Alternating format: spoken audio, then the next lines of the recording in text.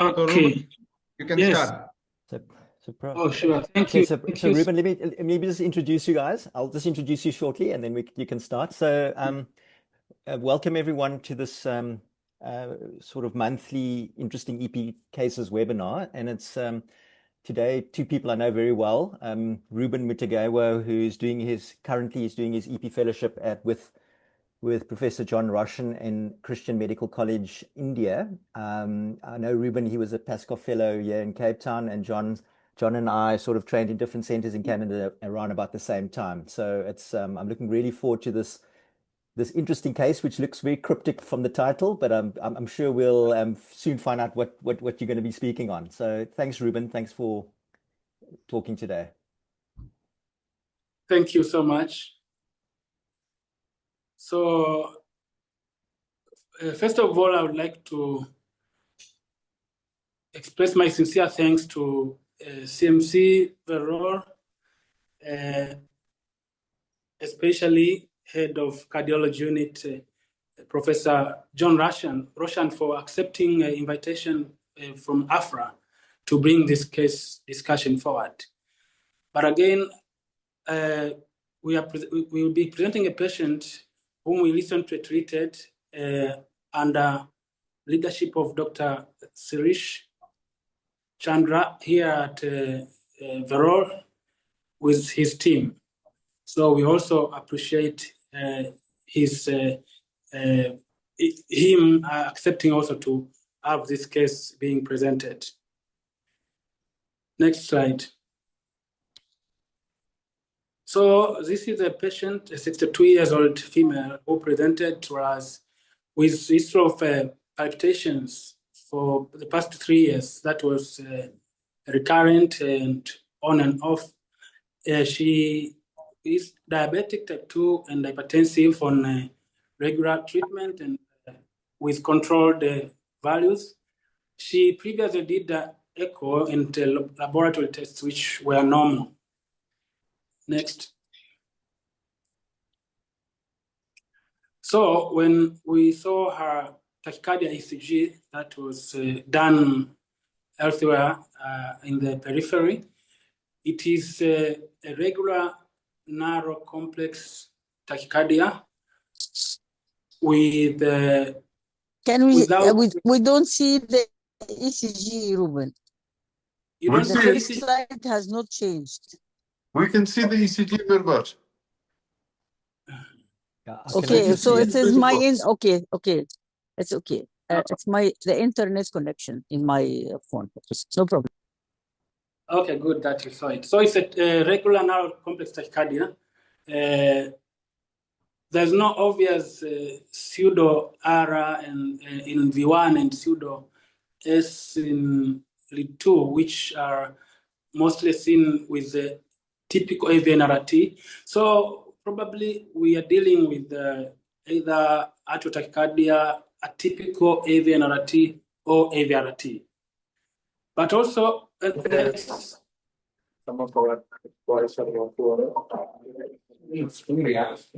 can everyone mute their mics, please? Hey, ready? Noise is on here. Can everyone mute their mics? Actually, mute him. You can do this.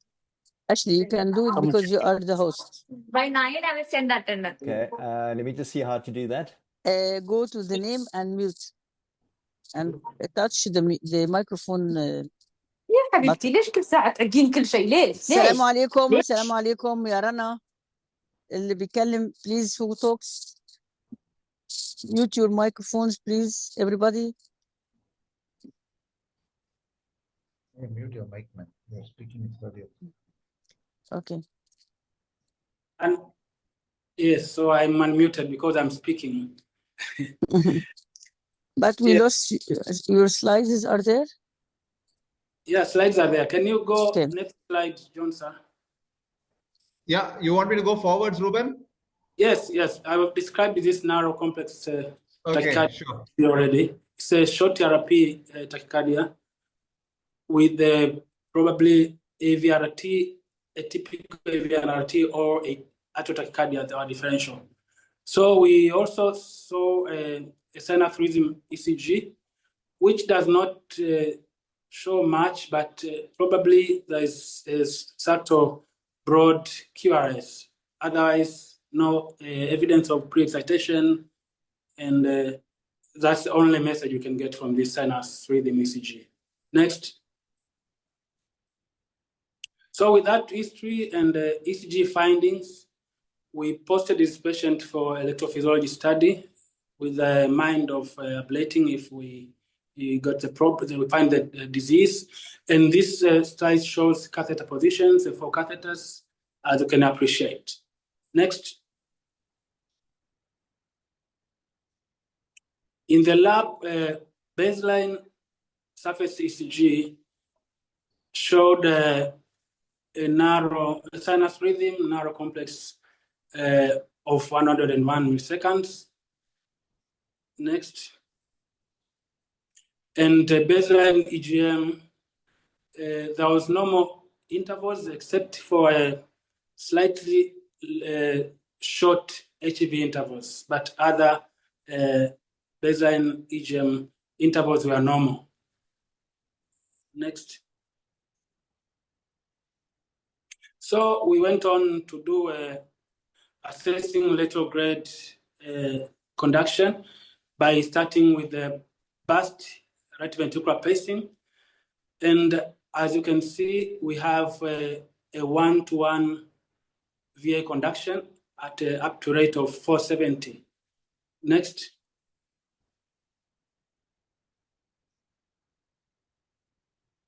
We measured the VA interval and found it to be 146 milliseconds, and the earliest auto activation was from CS56, as you can see. So it's from septal region. Next. Another observation at pacing rate of 340, we had a conduction of 2-to-1 with also earliest auto activation from C56. Next.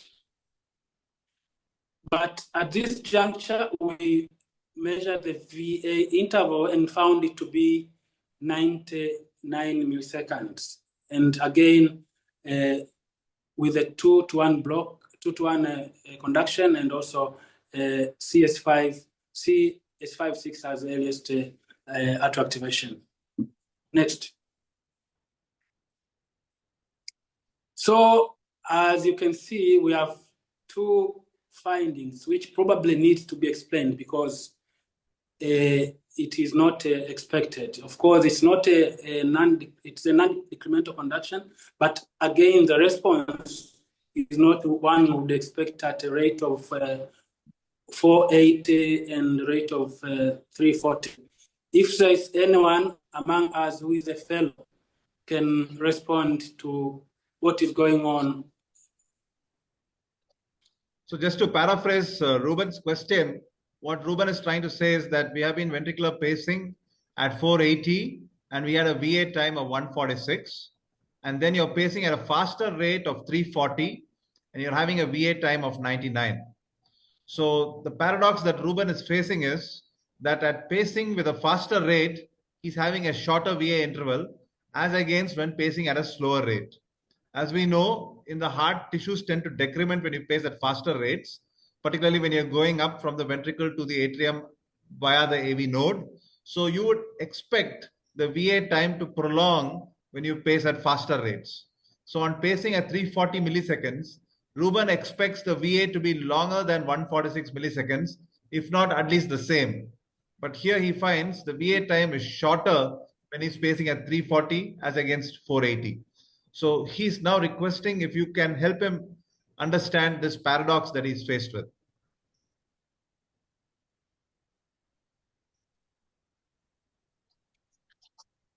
Anyone among us?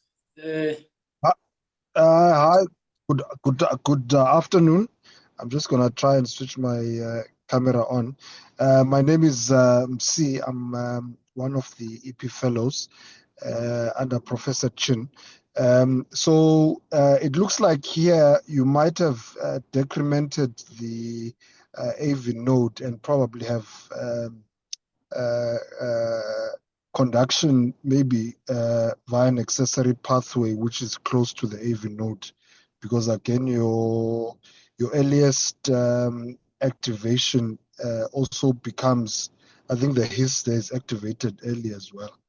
So that is what I would think this is as a potential cause. Thank you so much for your response, see. What we are looking at is here you're having pacing at 480, which is a slower rate, and you can see the atrial activation pattern over here. And here you're pacing at a faster rate, and here the atrial activation pattern looks a little different from what it was over here. So you were proposing that there could be some AV nodal conduction involved, as well as some pathway conduction involved, which could explain why it looks different. But even if we involved an AV node and a pathway, the question is, why is it that when you pace at a slower rate, it is longer, whereas at a faster rate, it is shorter? So if you're saying at a faster rate, it's shorter because a pathway conducted, then what was the pathway doing here? Why wasn't it conducting here?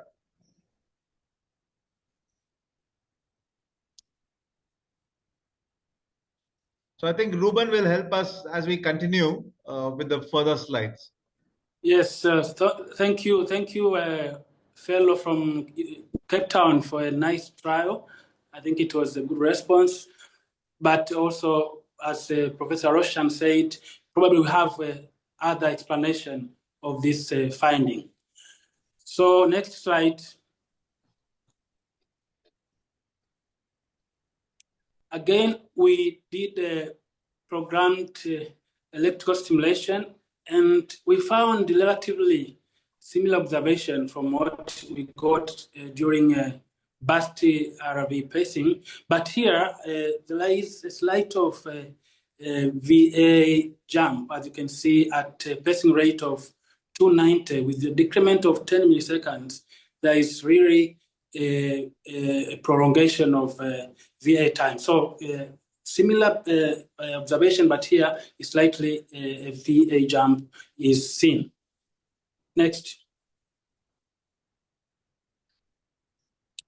Now, with those findings, we thought there's something in dealing with conduction throughout from ventricle to atrium, and we wanted to look what could be that in terms of septal accessory pathway or conduction up via AV node.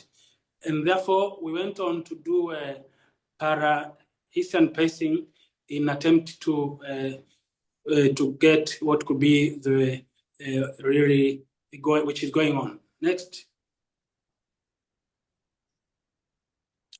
So as you can see, we had these different QRS morphologies, 4 in this bit. And as you can see, I want you to concentrate on the mid of the bits, the second and third one.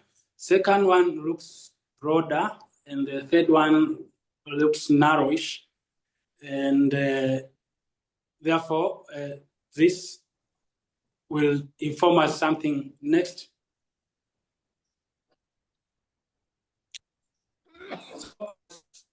You know, with para-Hessian pacing from that illustration on the left side, if you are capturing this alone, you have a narrow QRS complex, but VA time should be similar, whether you are capturing ventricle and His or His alone, because of the presence of accessory pathway, you'll have a stimulus to atrial time or interval similar, but the QRS morphology will be different. With His capture alone, it will be narrowish because you are taking a shorter route, but with shorter time to reach the atrium.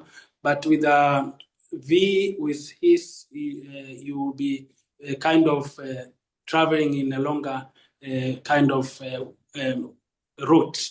So you have a broader QRS complex. Next.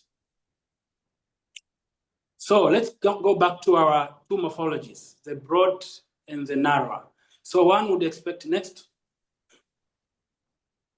One would expect the broader one to be RV capture and the narrower one to be RV with his capture from the schematic presentation which I just showed you. Next. We went on and measured the stimulus to, the VA time, which is also a stimulus to atrial time.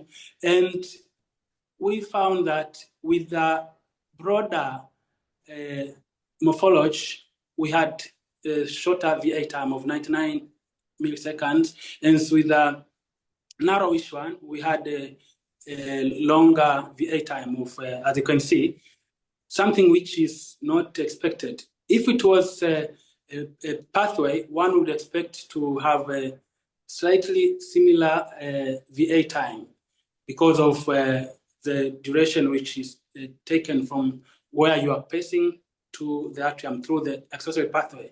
So this again does not conform to what we expected in terms of accessory pathway. But could it be AV nodal conduction? Because with parallel pacing, one want to see the conduction, whether it's through the accessory pathway or through the AV node. So if it was a AV node or node response, the reverse could be true. You expected the first bit to have a longer VA time again, because of the broader, but now it's a shorter VA time. So again, it cannot be a AV node response. So there are still possibilities of accessory pathway response rather than AV node response. And we will get the answer in the next slide. So just to reiterate the point Dr. Reuben was making, he was saying that you've got a broad beat here and a narrow beat here when you're doing para-Hessian pacing. The broad beat is usually due to ventricular capture, and the narrow beat is usually due to ventricle and his capture, which is why you have the narrower beat. And when you have a pathway, the VA time should be the same. Here, we don't find the VA times being same. So it is not like what you would get when you have a pathway. But then when you have a broader beat, and if it is AV nodal conduction, then the VA time should be longer with a broader beat than with a narrow beat. Because when you pace the ventricle, the impulse has to travel all the way up the AV node and up the bundle of His and the AV node to go up to the A. So it contributes to a longer VA time, as against a narrower beat where you capture the His and the V. So you will climb up much shorter. You just have to travel from the His to the A, as against here where you have to travel from the V to the A. So if it was nodal conduction and you had a broader beat, this VA should be longer than this VA. But the paradox that Reuben is faced with is that his broader beat is having a shorter VA time as against the narrower beat. So he's now trying to explain why he's got this paradoxical response when attempting to do para-Hessian pacing.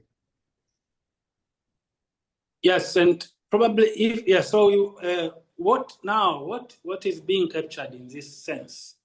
Because we ruled out a V node from those findings, but by critical analyzing and further looking of what we capture, you can clearly see that with the first bit, which was broader, we are having an isoelectric time which is shorter, 2 milliseconds. And also, the local V comes a bit early, while on the bit which was looking narrower, we have a bit of longer isoelectric time of 41 milliseconds, and the local V comes late. So this could explain what we were seeing in terms of what we have captured. Next. Now we will change our mind and label them as first bit was RV capture alone, and second one was selective His capture. So this could explain the paradox which we were seeing as from the last slide. Next. So we are taking short time with the first beat and longer time or delayed time when you capture hiss and the RV. I mean, when you selectively capture hiss. Again, we had this paradox which we presented during burst RV pacing, that we saw a longer VA time during pacing at a rate of 480 and the shorter during pacing at a rate of 340. But it seems that we are capturing these structures when we are doing this burst RV pacing in the beginning. So again, similar explanation could be given to what we saw. Next. Can you elaborate on that, Reuben? That probably just, can you go back and elaborate on that for everybody to understand better? Yes.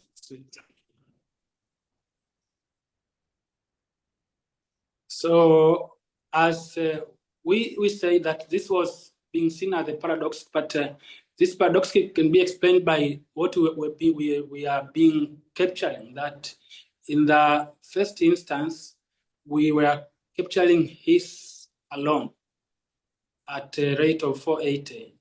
And at a rate of 340, we captured RV alone. Maybe if there is additional, but that is what I'm able to tell. I think what the kind point of response do you think? Yeah, I think the point Sirish was asking was, why did you say that this was only hiss, and why did you say that this was RV? And what is the response you're getting in each of these situations in terms of the atrial activation? Maybe the previous slide, can you go back and, because that's the important one. Yeah. So what kind of response, if you decide that this is RV and this is selective hiss, suggest? Okay. Yeah, probably Dr. John can explain for the audience.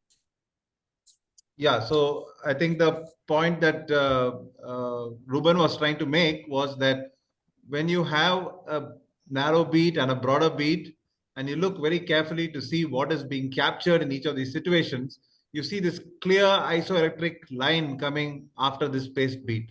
So when you have a clear isoelectric line coming, it means that you have not captured the ventricle. Because if you capture the ventricle, then immediately you should start seeing the QRS starting off. But here you've captured some other structure that is insulated from the ventricle. So this is a selective hiss capture, which is why we have this isoelectric period, which is the time taken for the impulse to travel down the hiss bundle, the bundle branches, the Purkinje fibers to exit into the V, after which you start seeing this QRS.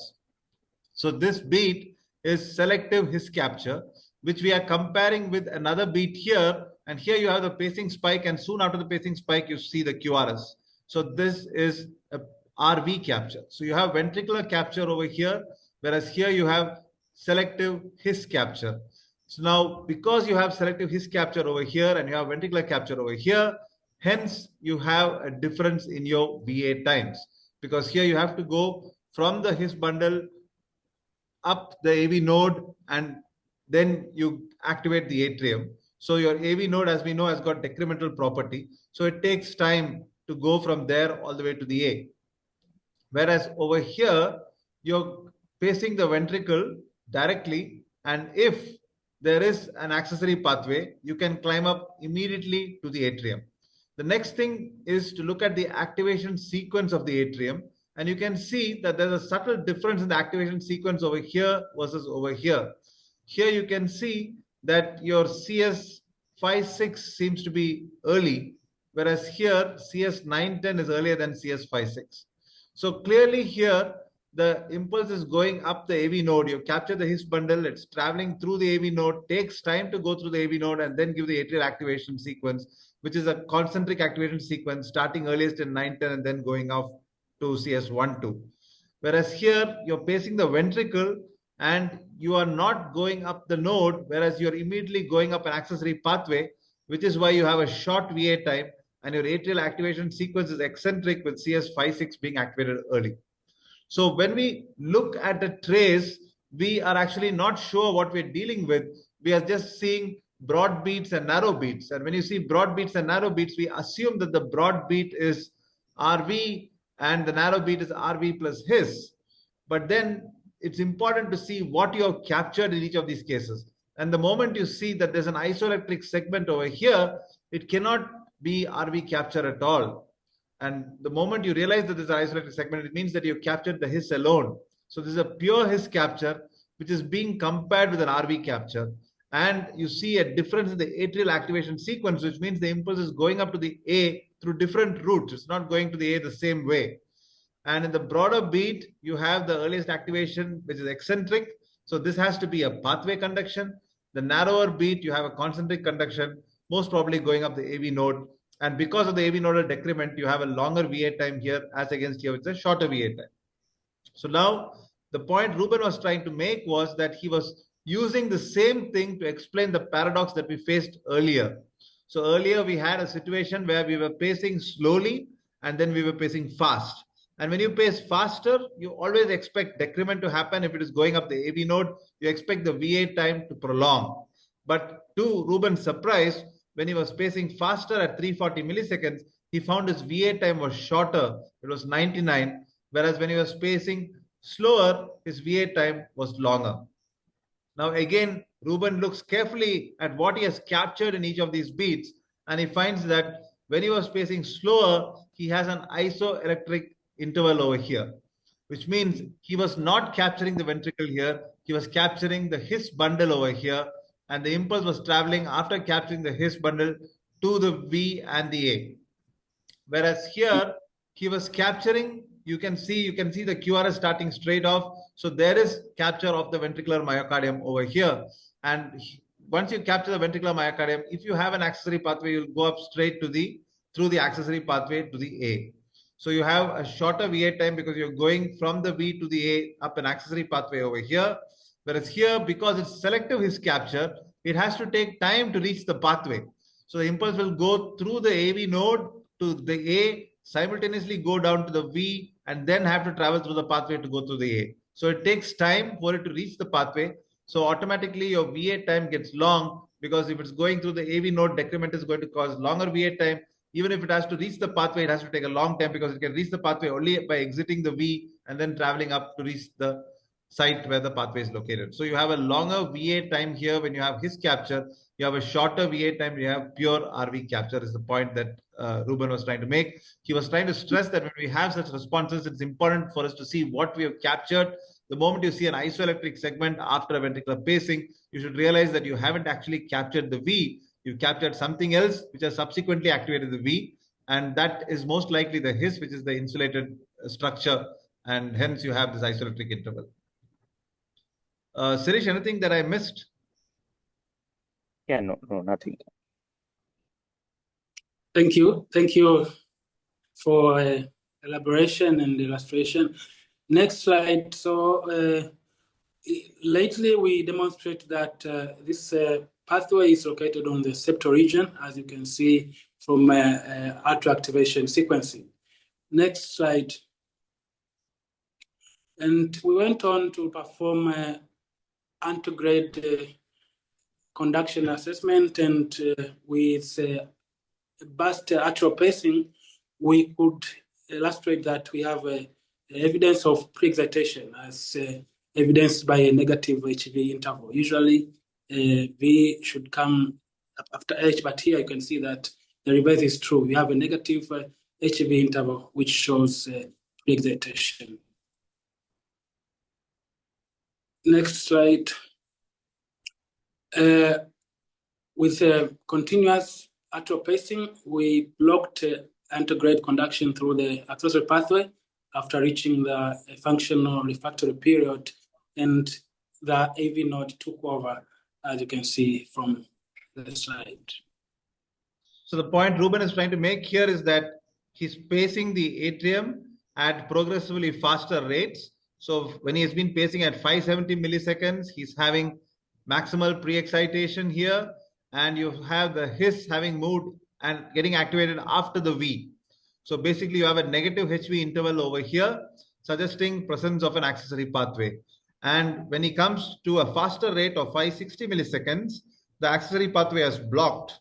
And because there's antegrade refractoriness of the accessory pathway that has been reached, the impulse has no choice but to go down the AV node. So your His gets activated before the V. And since the activation of the ventricle is happening through the AV node and not the pathway, your QRS looks different from how it looked earlier when the ventricle was being activated through the pathway, where you had a pre-excitation scene and your His becoming negative. Yeah. So the another Yes, point thank is, you. can I chip in? Can I chip Yes. in? Yeah.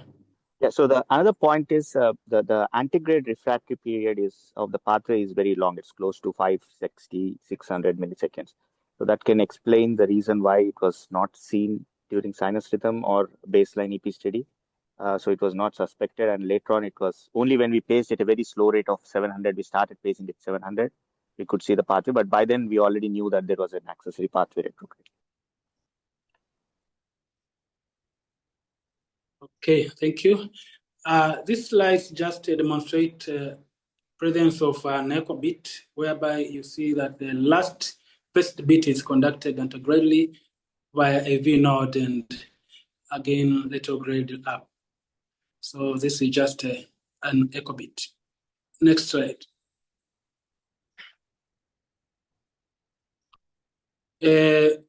Tachycardia was induced.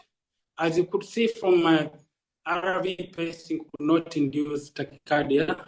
It's only during atrial pacing we could induce tachycardia. Next.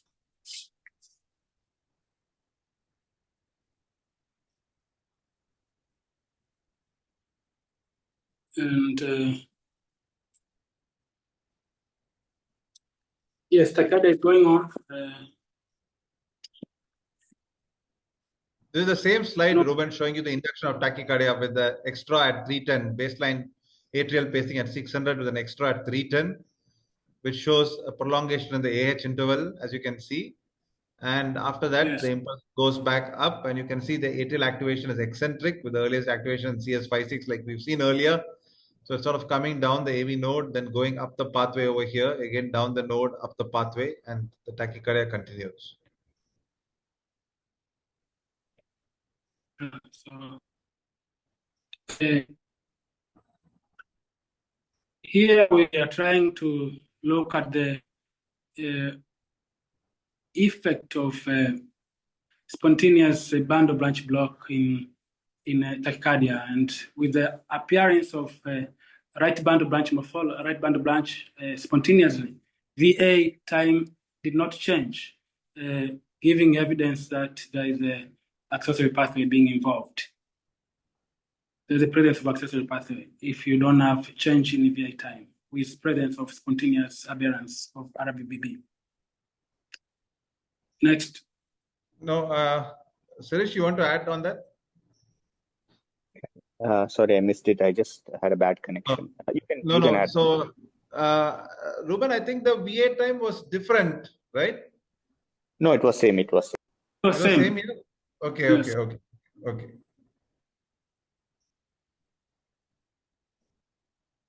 Again, QR alternance is a phenomenon which is rate-rated. When you're pacing at faster rate, you have this appearance. In the past, it was being linked with pathways, but they came to realize that it's not rated mainly to pathways, but rather heart rate rated. So we just wanted to show it here. Next, we also gave his PVC, refractory PVC, to try and see if the A is pulled back. And of course, there was some wobbling in tachycardia. One might have some difficult to analyze, but you can see evidence of pulled A in that tracing, showing that there is absence of left-sided accessory pathway. Now, I think the point Reuben was trying to make was that he's delivered his refractory PVC, and if there is a pathway and if the pathway conducts, you would expect there to be some advancement or delay. but he's not able to comment because there's a wobble in the tachycardia. So since the tachycardia cycle length is wobbling between 290 and 300 and 280 milliseconds, it's hard to comment on advancement unless you have a stable tachycardia. Next slide. So this ECG shows a point of maximum pre-excitation. And as you can see the arrow there, I wanted to show you that in lead 2, you have a negative in lead 2, which would explain that there is involvement of coronary sinus in tachycardia mediation and pathway mediation. Therefore, one needs to do a CS venogram to rule out CS diverticulum, and we went on to do venogram. Next slide. So there was no evidence of diverticulum. We went on doing mapping. Next slide. These are catheter positioning.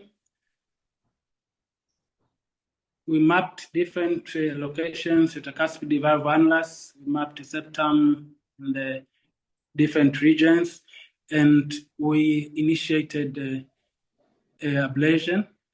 As you can see, the ablation catheter shows constant morphologies of the potentials which are not changing, meaning that we had good contact, but also evidence from unipolar lead with the steep appearance of the deflection and also a bit of ST elevation. So we had good contact and we initiated ablation. Next slide. And after a few seconds, we were able to damage the pathway, as you can see, with separation of the potentials A and V. Next slide. This shows effect of adenosine after termination of tachycardia, where we don't see reconnection. Next slide.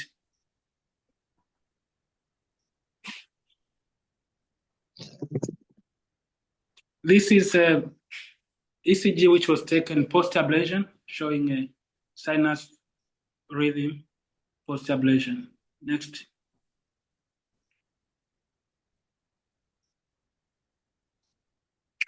So that take-home message is that in the context where we have been faced with the SVT, different maneuvers need to be performed, especially when one is not sure of what is observing in terms of capturing. As we observed, parahesian pacing here was of showed different events from what we expected, and one should pay attention in analyzing what he finds. And here, VA intervals, issues with isoelectric time, and all that helped us to rule out AV nodal response and remained with the accessory pathway and being explanation of the paradox which we are seeing at the beginning, but also the effect of spontaneous band of branch when tachycardia is going on, and also mapping strategies when one wants to do a successful ablation, all need to be taken into account. Next slide. Yes, I would like to acknowledge Professor Sirish Snart, who was leader of this case, being assisted by Professor Haynes Laja. And also I'd like to appreciate my sincere thanks to cardiology unit for staffs, all of them from secretary to nurses, to everyone, because during preparation, sometimes you need some water to drink, to talk, to chat, and they were there for me. But also the EPC CAS team, I would like to appreciate your support. Thank you so much. And thank you, AFHRA, for giving time to present this case. It's my second month since I started EP training, and I feel that I'm very welcomed. Thank you so much for listening. Wow. Thanks, Reuben. Thanks, John and Srinath, for that excellent case. It's good to see old-fashioned EP again, in this era of pulse field ablation and AF ablations. It's nice to see electrograms again. I just wanted to ask you about the mapping of the pathway. So did you look into so you went into the coronary sinus first before you did you go into transeptally or to look on the left side, or did you ablate it in the coronary sinus? No, we did not go to the left side. It was only from right side approach to the coronary sinus. So you went into the coronary sinus to look for it first there. Okay.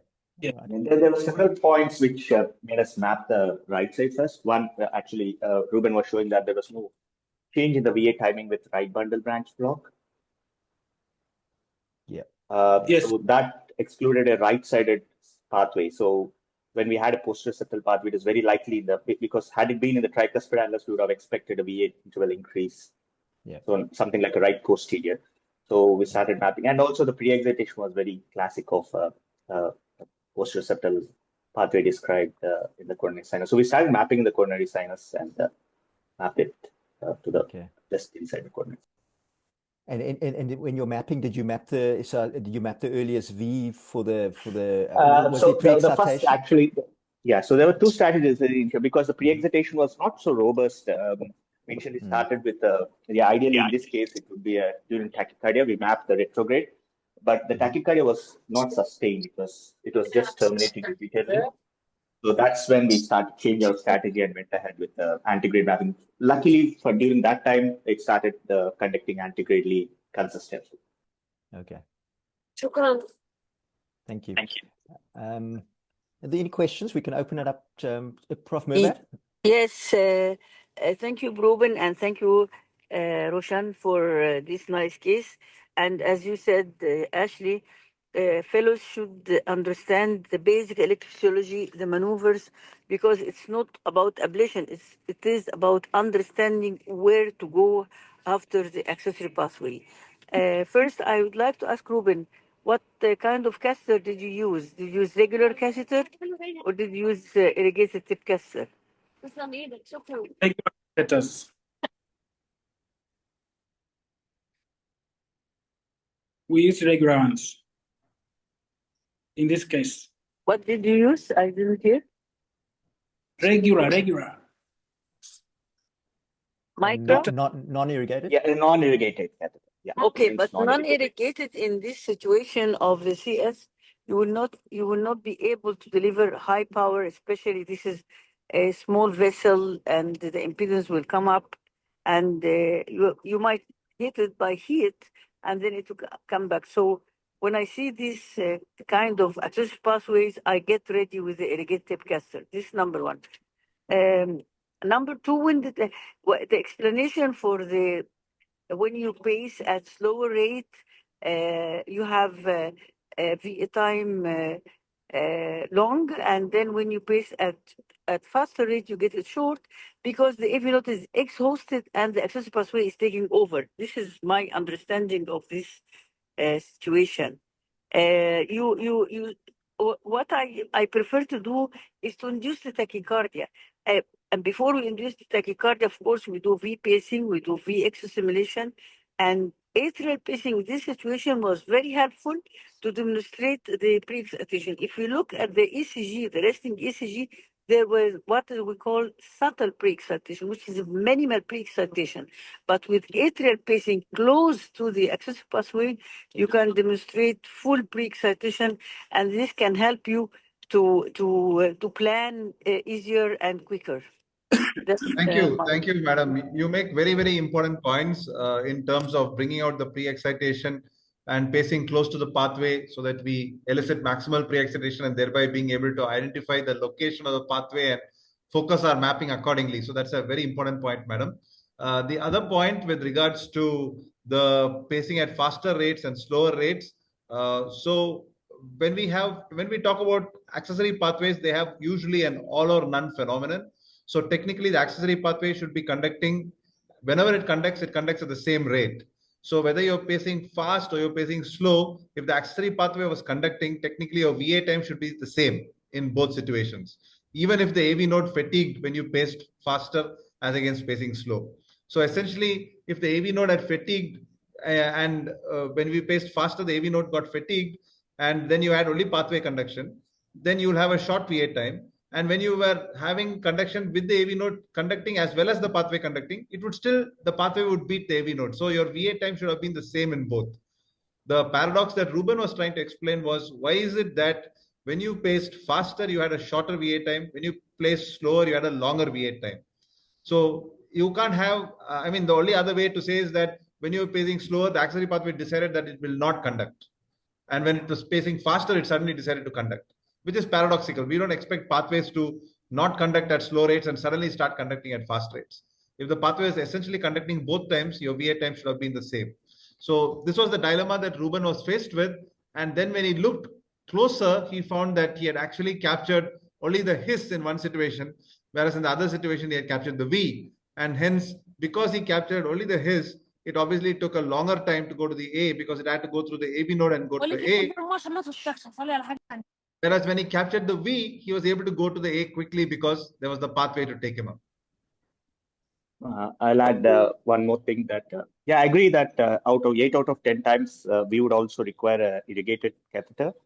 But to start with, we map with, I mean, it varies from center to center probably, but we start mapping with the non-irrigated catheter, just for the reason that non-irrigated tip, the electrode is smaller and it has much crisper electrograms. When you're mapping something like a pathway, that non-irrigated is much better in terms of electrogram quality. And we start with that. Maybe 2 out of 10 times, if it's just outside the CSOs in the actual postoccipital, we'll get away without an irrigated catheter. But I agree that if it is deeper in the coronary sinus, we'll have to switch to an irrigated catheter. Yeah, we always keep that ready, and we just keep it as a backup. In this case, we were lucky that we got it without that. So that was a very important point you made, Madam Professor Mervat, about using irrigated catheter for ablations in the coronary sinus or the veins, because it helps us to deliver adequate power. So I think it's important for the fellows to be cognizant of that often there is difficulty in delivering adequate powers in the venous structures, and an irrigated catheter helps. So thank you so much for that point, Madam. Okay. I don't see any other questions on the chat line. And the 3D mapping, do you guys use it selectively for WPWs, or who do you decide to use 3D mapping and non-3D mapping? So we usually use 3D mapping when we have a patient who's been tried elsewhere, failed, and has come back with a recurrence.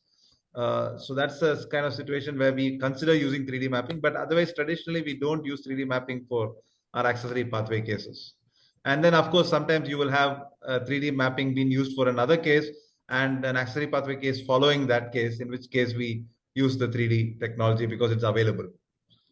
Because essentially the finance which is what decides it. So most people struggle to afford 3D mapping. Yeah, I agree with you, Dr. Roshan.